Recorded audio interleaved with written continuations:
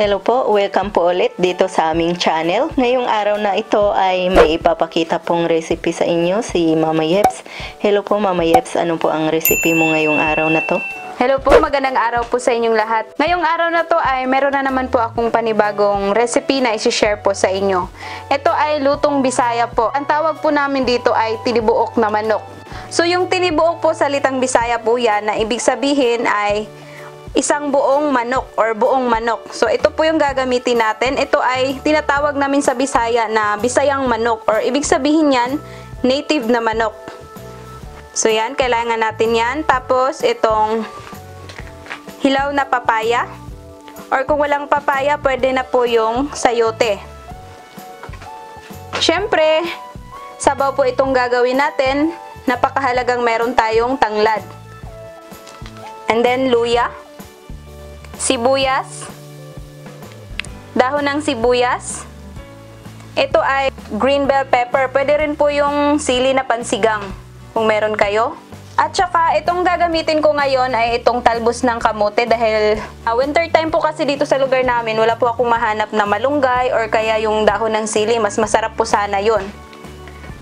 Para po sa ating pampalasa, maglalagay po ako ng seasoning. Kahit anong klaseng seasoning po na gusto nyong gamitin.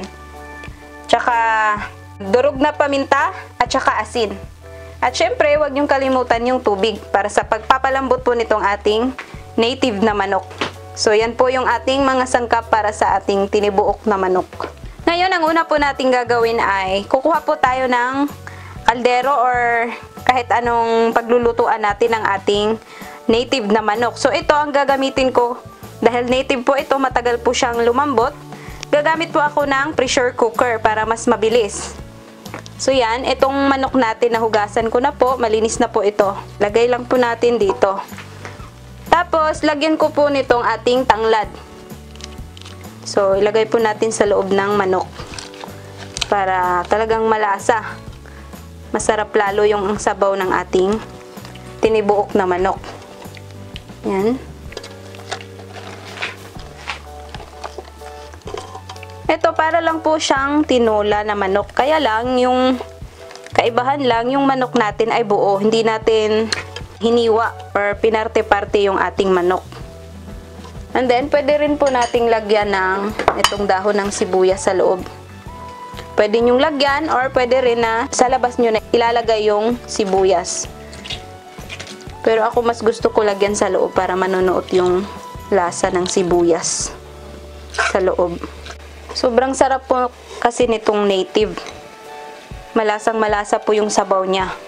So yan, ilalagay ko na po itong ating luya. And then, isabay ko na din po itong ating sibuyas. Pwedeng puti or pula na sibuyas. Yan. Then, meron pa akong natira ditong tanglad. Sasali ko din po to dito sa labas ng manok. Yan. So, ngayon, lalagyan ko na po ito ng ating mga pampalasa. So, lagyan ko nitong ating buong paminta. Or kung ayaw nyo ng buo, pwede rin po yung durog na paminta or ground black pepper. Yan, nasa sa inyo na po. And then, lagyan ko ng asin. Yan.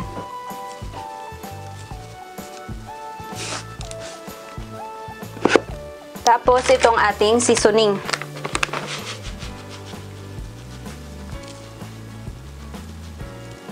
Konti lang po muna. Pwede natin itong i-adjust mamaya pagka malambot na yung ating manok.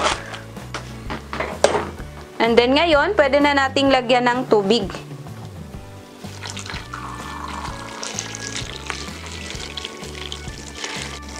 Dahil itong gamit ko ay pressure cooker, mabilis lang po itong lumambot. Nasa mga 25 to 30 minutes lang. So ngayon, ready na po natin itong isasalang sa ating stove. Ayan, tatakpan ko na po nitong ating pressure cooker. Tapos hihintayin po natin itong kumulo hanggang sa lumambot. Nasa mga 25 to 30 minutes ay babalikan po natin to. Ngayon po, 30 minutes na po yung nakalipas sa ating pinalambot kanina na manok. Yan, i-check po natin kung malambot na. So, yan, malambot na siya. So, Ready na po ito. Ililipat ko lang po sa kawali para madagdagan pa po natin ng sabaw. Ito na po, nilipat ko na po sa kawali at dinagdagan ko na rin po ito ng marami-raming sabaw. So ngayon, tatakpan ko po siya para kumulo at para maipagpatuloy po natin yung ating pagluluto nito.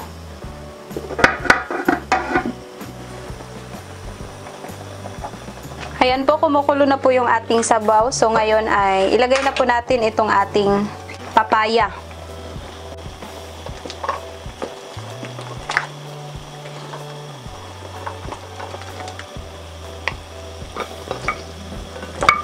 Hihintayin po natin na medyo lumambot po yung ating papaya. Tapos, pwede na rin nating i-adjust yung kanyang lasa dahil nagdagdag po tayo ng tubig kanina. Pwede nating dagdagan ng asin or kahit na ano pang pampalasa na gusto nating ilagay. Pwede yung ginisa mix or yung mahilig kayo ng bitchen. Pwede nyo nang lagyan ngayon. So, hihintayin po natin yung lumambot yung ating papaya. Takpan ko po ulit.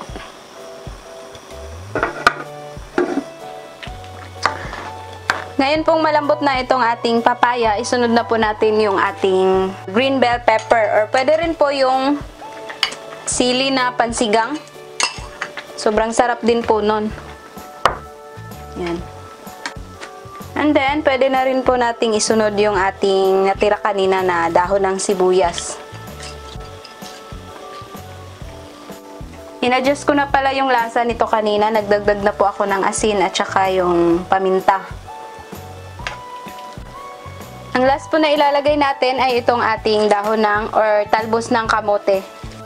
Pero usually talaga ang ginagamit namin sa aming probinsya ay yung dahon ng sili o kaya yung malunggay. Yun talaga yung mas masarap. Pero kahit ito, kaya rin naman po itong talbos ng kamote. Masarap din po ito sa sabaw. So, hihinaan lang po natin yung ating apoy para hindi ma-overcook yung ating gulay. Yan, napakasarap po nito. Lalong-lalo na pag nasa mga malalamig po kayo na lugar. Ako, perfect na perfect po ito. Ayan. Okay na po ito. Luto na yung ating tinibuok na manok. Patayin na po natin yung ating stove. At ililipat ko lang po ito sa malaking lagayan at para matikman na rin po natin.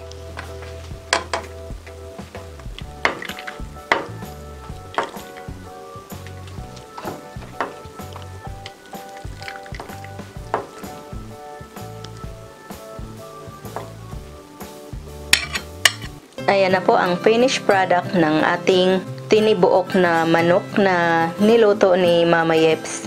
Maraming salamat po sa inyong panonood. Ito po ang inyong Ate Mayang na nagsasabing, mabuhay!